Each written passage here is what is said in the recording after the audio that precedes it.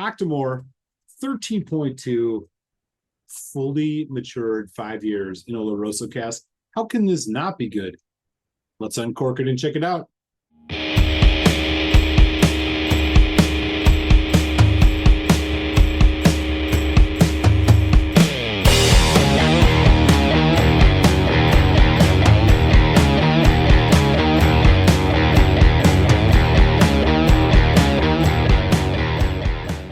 What's up, everybody? Welcome to Malt Music Whiskey Reviews. I'm Eric. On the bar for today, we are uncorking Octomore 13.2 Oloroso cask, 5 years, 58.3% ABV. As always, a nose taste finish review of this heavily, super magnificently peated whiskey coming your way. I'll tell you a bit about the value, share my final thoughts, give you a final score, give you the malt music. But first, before you do, take a second, hit that subscribe button and make sure you don't miss these reviews. They drop periodically here on YouTube. I also do live streams, which I'd love to have you in the chat for. So being a subscriber will ensure you do not miss any of them. Let's get into this whiskey. So what I have in my hand here is the aforementioned Octomore. This is the 13.2 release. They usually do a 0.1, 0.2, 0.3, and sometimes a 0.4 release every single year. This comes out of the Bruichladdich distillery, located on Islay, known for its heavily peated whiskeys. Now, Bruichladdich, not all of their whiskey is heavily peated, but the ones that are, in the case of this, are super heavily peated. So they have a Port Charlotte line, which is their regular peated whiskey. They have their non-peated whiskeys. And then, of course, they have their super peated whiskeys, which is the Octomore. The tail of the tape here on the Octomore 3.2. So this came out late 2022. This is bottled at 58.3% ABV. It has a 5-year age statement bottle. The shampoo looking like bottle. It is non-chill filtered. It is natural color. This is all written right here on the bottle as well as on the tube. Kudos to that. And this one says Oloroso cask. So this is 5 years Oloroso cask in a super heavily peated whiskey, 137.3 ppm. That is phenols parts per million.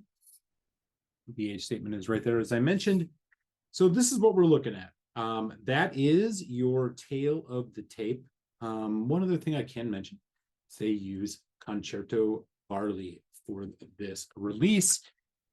Usually using their 0.1 releases, it's not an Islay barley. They source it from the mainland. So all of that said, we're going to put that down. This is that natural color that I was mentioning. That's 5 years Oloroso cask. Let's check it out. See how this sherry has influenced this whiskey. On the nose, fresh new make spirit. And in the case of Bruichladdich, the new make spirit comes in kind of a farm quality. It's got a bit of earthiness. It's got a bit of sweetness. It's got a bit of a honey note. Definitely getting that here. You're getting sherry notes, more on the fresh fruit side. Not necessarily dark fruits or dried fruits for that matter. This is more on the fresh fruit side. There's hints of earthiness. There's hints of vanilla. There's hints of strawberry.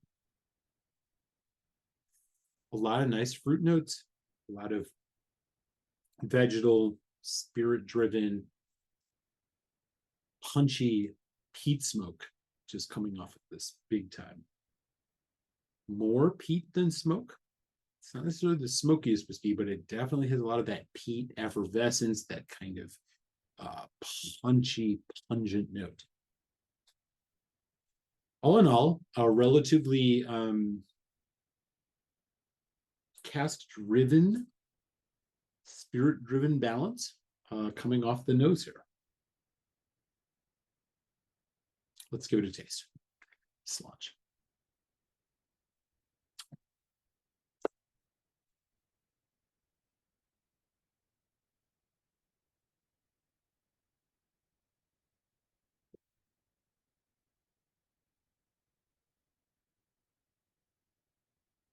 Wow. There's a really big event that comes from this initial taste. You have the fresher Oloroso sherry notes, which is kind of stewed red fruits. You're also getting some drier red fruits on the nose, or I'm sorry, on the palate, which you didn't quite pick up on the nose. Bit of spiritiness, a lot of peat, bit of smoke. This is an intense, pungent, in-your-face whiskey. It has a medium-long finish. There's hints of like aniseed, licorice. Just delightful if you like peated whiskey. Yeah, fantastic. I'm going to put a couple drops of water on this just to see how it opens up. Again, this is 58.3% ABV. All right, so I need about 4 drops here. Let's see what happens. Again, raspberry, pomegranate. Those are the red fruit kind of sweet citric notes you're getting here. A ton of vegetal, earthy, new make spirit.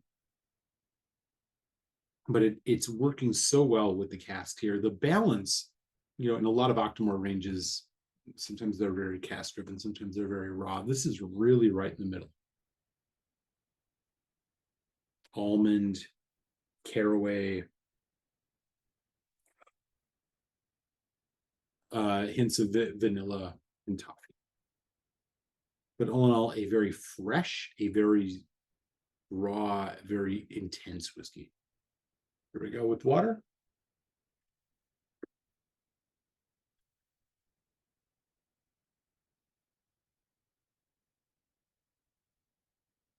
Big event.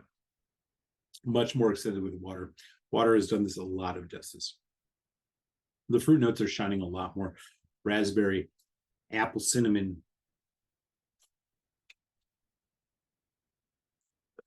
tart, kind of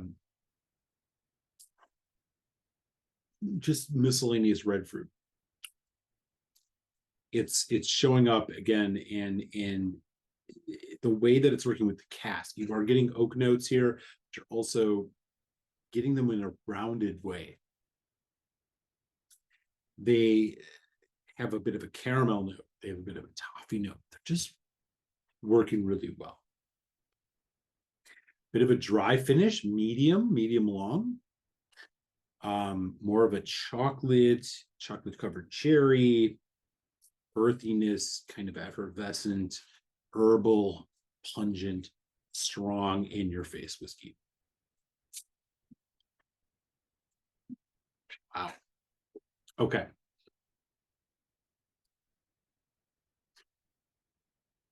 Mouthfeel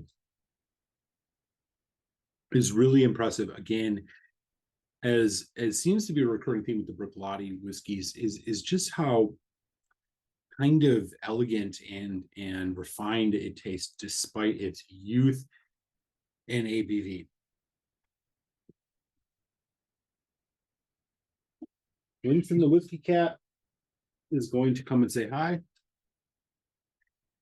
Let's see what in the impromptu tasting of the Octomore. Nope.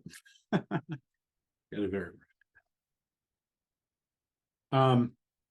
as I was saying, the way that this really develops on the palate is quite remarkable, and I think it's a testament to the Bruichladdich skill and craft and cask selection, honestly. The drying notes are there, which you would expect from kind of a Christmas spiced Oloroso cask, but I have to say there's a richness to this that's showing up on this very long finish, which is showing up in the way of caramel, toffee, black olive. Quite remarkable. Let's talk about the value. So the 13 range came out late 2022. It is early 2023, so this is definitely the newest releases from the Octomore range. Stateside, this is in that $250 range. Maybe you'll find it randomly marked down cheaper. You might see it marked up quite higher. The value here, I still think, is medium high. Even at a 230 average, 235 average price point. Quite frankly, just because the Oloroso cask here is quite a presence, and sherry casks are more expensive than bourbon casks. So I'm going to go medium high on the value here. But where does this land overall for an Octomore whiskey? Let's do a quick rundown here in final thoughts. So final thoughts. Octomore 13.2 is an absolute winner. This is one of the better Octomore releases that I've had the opportunity to taste. I've had a quite substantial amount. While I think this does have a bit of a youthfulness to it, the sherry cask is providing an element of nuance, subtlety, and honestly intrigue that I've not really had on many Octomores. I think the last 0.2 Sauternes cask was probably the closest thing to it. I think this is doing it a little bit better. If you are a sherry whiskey fan and you like sherry with your peat, this is the whiskey for you. If you like just raw, punchy, in your face, heavily peated whiskey, this will not disappoint you. It's going to give you a little bit of flair with the fruit notes from the sherry cask. It is not rich and by comparison subtle like an Uigeadail. Yes, I did just say an Uigeadail is subtle compared to this. It's true. This is a much more punchy in your face whiskey. And I think at the price, just by being rather expensive, I think Bruichladdich hit a home run with this whiskey. This is a 4.25 out of 5 for me, which means I recommend you buy a bottle of this whiskey. I hope you get the opportunity to taste it if you can't find one in your area. But if you do, I think this is probably the star of the 13 series release from Bruichladdich Octomore's whiskeys. It's just killer. Simple as that. Rarely does Bruichladdich miss, and they definitely did not in this case. So 4, out of 5, 4.25 out of 5, in that range. This is a good one.